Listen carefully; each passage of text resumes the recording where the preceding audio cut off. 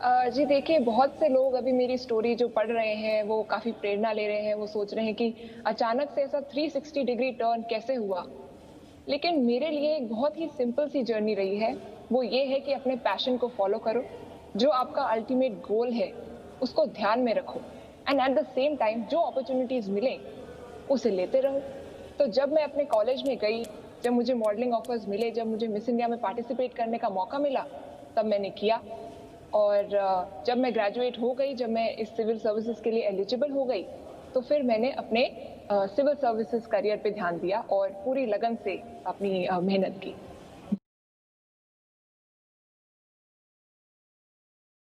जी देखिए, मुझे ऐसा लगता है कि जिस तरह से मेरी परवरिश हुई है, मेरे माता-पिता ने मेरे को और मेरे भाई को एक ही चीज़ सिखाई है कि अपने लक्ष्य से कभी मत भटको।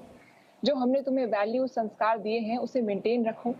जिस भी करियर में तुम जाओ, उसमें अपना नाम कमाओ, उसमें पूरी मेहनत लगाओ। तो जब मैं मिस इंडिया से आई, हाँ, शुरू में मुझे कॉलेज में काफ़ी अटेंशन मिली, लेकिन मेरे लिए वो एक आम ज़िंदगी वापस से शुरू हो चुकी थी। क्योंकि मैं मिस इंडिया से जो सीखना चाहती थी, जो कॉन्फिडेंस गेन करना चाहती थी, वो मैंने किया और उसके बाद मैं आगे बढ़ी। क्योंकि मेरे मन में हमेशा से यही था कि मुझे एक सिविल सर्वेंट बनना है। तो जब मैंने ये स्विच किया, थोड़ा बिल्कुल आसान नहीं था शुरू में तो, क्योंकि अचानक से आप एक ग्लैमरस वर्ल्ड से एक आई वुड से यूपीएससी केव के अंदर एंटर करना चाहते हैं, जहाँ पे आपको कोई डिस्टर्ब ना करे। बट इसके लिए तभी मैंने फिर सोशल मीडिया और बाकी जो डिस्ट्रैक्शन थे, उनको धीरे धीरे अपनी ज़िंदगी से हटाया। जो चीज़ें मैटर करती थी, जो प्रायोरिटी थी, उससे इम्पोर्टेंस दी और तभी फिर आप एक लाइन पकड़ सकते हैं।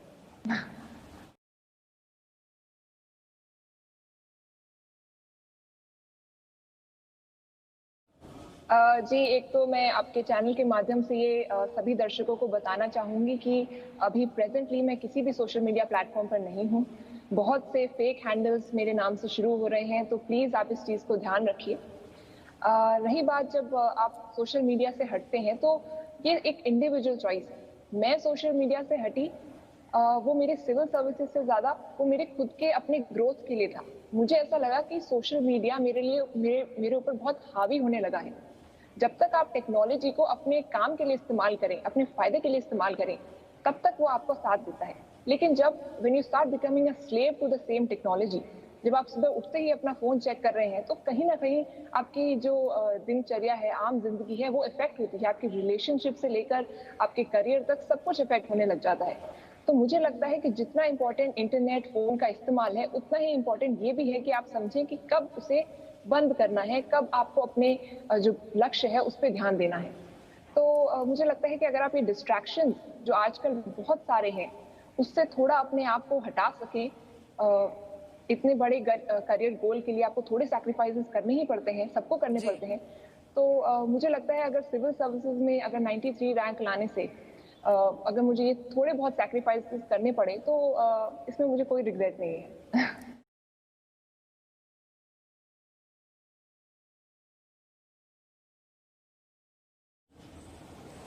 जी देखिए, स्कूल टाइम से ही मैं सिविल सर्वेंट बनना चाहती थी। तो बचपन से ही सपना तो यही था। लेकिन ये एक it's not an and in itself. ये अपने आप में एक मुकाम नहीं है। ये सिविल सर्विसेज भी एक प्लेटफॉर्म है अल्टीमेटली देश और लोगों की सेवा करने का।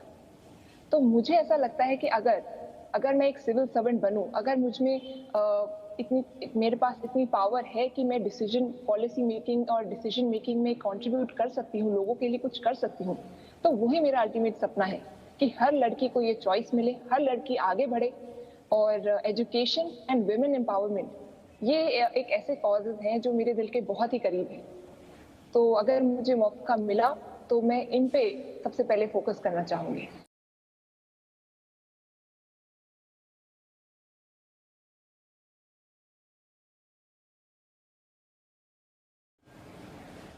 जी देखिए, अगर मैं घर की बात करूँ तो मेरा जो छोटा भाई है, वो मेरे लिए आदर्श है। उम्र में तो मुझसे छोटा है, लेकिन आई थिंक समझदारी में वो मुझसे काफ़ी बड़ा है। वो क्रिकेट खेलता है, उसकी भी एक अलग ही फील्ड है, लेकिन उसने भी अपने क्रिकेट और पढ़ाई को जिस तरह से बैलेंस किया, मुझे उससे बहुत कुछ सीखने को मिलता है। और बाकी अगर मैं किसी फेमस पर्सनैलिटी की बात करूँ तो इट इज़ किरण बेदी जी।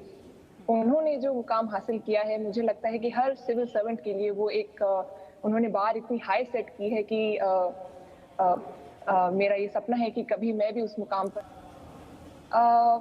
मुझे ऐसा लगता है कि करेज और फियरलेसनेस जो किरण बेदी जी ने दिखाई है, the first IPS officer of India, वो अपने आप में ही एक बहुत बड़ा मुकाम है। ऐसे समय पर जब लड़कियों को घर से बाहर निकलना भी मुश्किल होता था, उन्होंने एक ऐसी सर्विस ज्वाइन की, एक नई करियर फील्ड, उन्होंने सब लड़कियों के लिए एक उनको एक अलग डायरेक्शन दी कि ये भी एक महिला एक ये भी कर सकती है। तो मुझे ऐसा लगता है कि यही मेरे लिए प्रेरणा है कि कभी लाइफ में रिस्क लेने से मत डरो। If you have courage in your heart, conviction in your mind, and a smile on your face, you can do anything.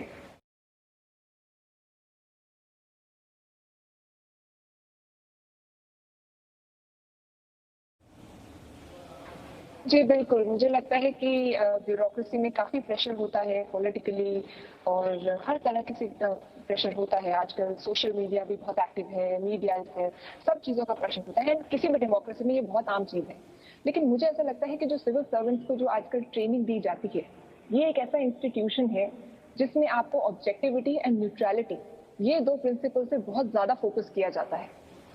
आपका काम है देश की सेवा करना, लोगों की सेवा करना, जो पॉलिसी बनी है उसको पूरी शिद्दत से इम्प्लीमेंट करने में सहयोग देना। तो मुझे लगता है अगर आप ये लाइन पकड़ के चलें तो किसी भी तरह का प्रेशर आप झेल सकते हैं।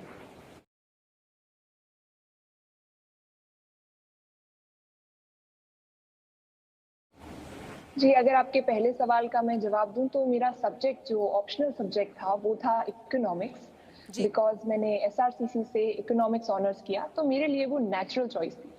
बहुत से लोग सब्जेक्ट में कंफ्यूज हो जाते हैं, लेकिन मैं उनको यही कहना चाहूंगी कि आप वो सब्जेक्ट चुने जो आपके इंटरेस्ट का है।